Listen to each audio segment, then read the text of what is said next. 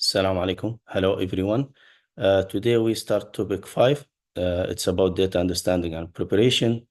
So we will start working with data. So preparing our data for a data mining or machine learning task. So all the lectures we had before, we were actually acquiring the set of tools that we will need in order to do data understanding and data cleaning and data preparation. Okay. So yeah, let's dive into the material here. So I will start with we'll go over some text here. So we will define a few things before we actually start working with the tools. So the data types, there is a structured data and unstructured data. So as the name indicates, structured data is highly organized information that can be seamlessly included in a database. You can perform search very simply. Okay, so it's organized. You have a number of records, and for every record, you have a number of features, the same number of features for all, and you have column titles, or every feature is well-defined and so on. Unstructured data is a more of a raw data, like you have text files. So you need to do you need to introduce the structure there before you start working with it, okay? So data acquisition, there are two approaches, direct approach and indirect approach. Direct approach, that means you are the one who's collecting the data, okay, from the very early phase, okay? For example, you are the one who's, for example, assume like you're collecting data from sensors, okay? So you are the one who throws the sensors, and then the sensors will collect analog measurements that are noisy. Then these measurements need to be filtered and need to be transformed to digital formats and saved in computers, and then organized well in order to do your analysis. So you're going over all these steps. Indirect approach, so you hire like someone to do that for you, or like or you get a database from some vendor, or a publicly available database. And nowadays there are many repositories there that have all kind of different all kind of data for different domains, medical domain, social domain, whatever. Okay, so yeah, that is the data collection and data acquisition. So we have been talking about these two. Okay. Okay, so yeah, legality is something we need to we need to make sure that we follow. Okay, so any database we need to use, we need to make sure that legality and usage rights should be considered before using data from collections.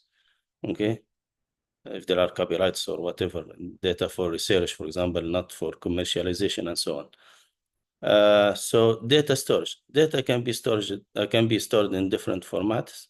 We have been talking about some of these actually. The CSV files. We have been working with CSV files. There's CSV files, comma separated values, tab separated values, XML, RSS, and JSON. Okay, the people who work with mobile or app programming, they know JSON very well. Okay, JSON is like the type of format that the format of the file that is used to allow the communication between the front and back end in a mobile or web application. In fact, this file is reading the content from like this. We are the content here is stored in a JSON file. So here, actually, this interface is reading from a JSON file. Okay, let's get into the data pre-processing. Okay, so as I said, when you collect the data will most of the time, or I would say always, will not be ready to feed to your model. So data is often dirty. Okay, it has issues. So we need to solve these issues first. We need to clean the data.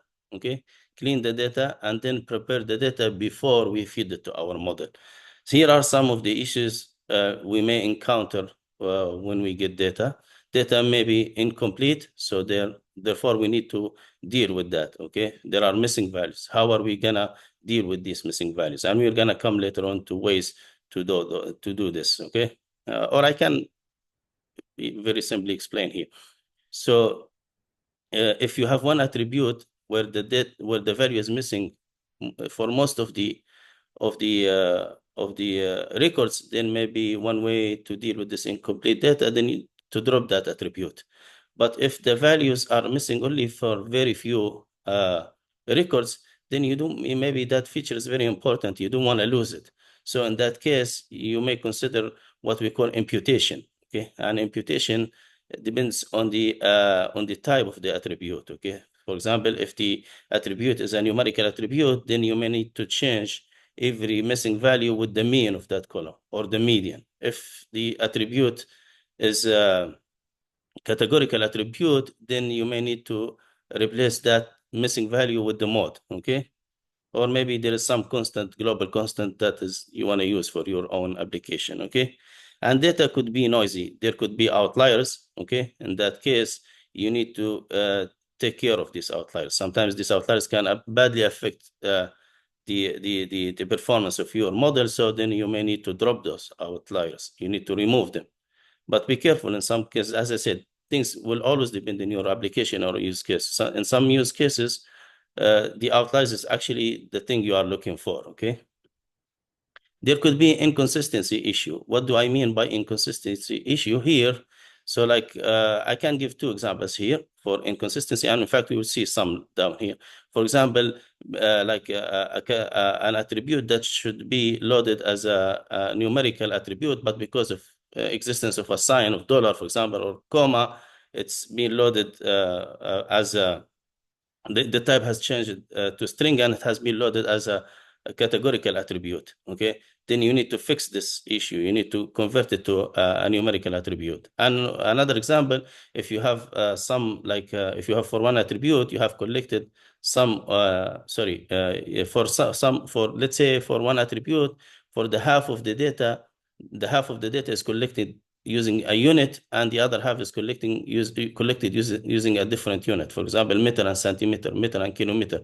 Then this is an inconsistency issue. So if you don't solve it, you will get bad performance in your model later on. So you need to solve this issue. You need to make sure that you bring all the records to the same unit. Okay.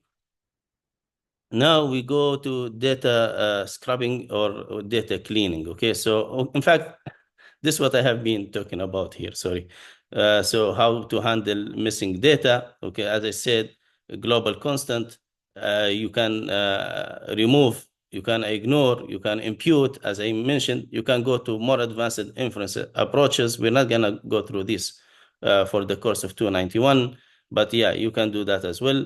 As I said, for the noisy data, usually it's like, at least for the context of this course, like noisy data means outliers. So we need to define them and remove them. And we have actually show how to do that. Like you can visualize the statistics of your attribute using box plot, and you define outliers, then you can actually drop those outliers. Okay. Managing or wrangling involves reformatting data into usable format. This is to solve the inconsistency. So there is one-to-one correspondency here. The first one is to solve the incomplete issue. The second one for the noise. The third one for the inconsistency. Okay. So yeah.